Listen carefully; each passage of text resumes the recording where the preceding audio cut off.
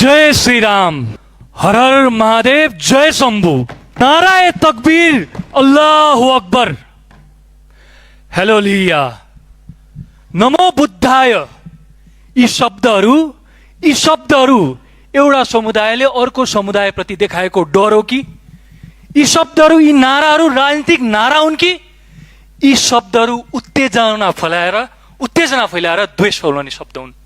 यी शब्दहरू करोडौं मानिसहरूले आफ्नो ईश्वरप्रति देखाउने भक्ति, करुणा, श्रद्धा, आस्था, यी पवित्र अभिव्यक्तिका शब्दहरूलाई आज हाम्रो समाजमा धर्म बीच, जात बीच, समुदाय बीच विभाजन गर्न प्रयोग गरिएको छ।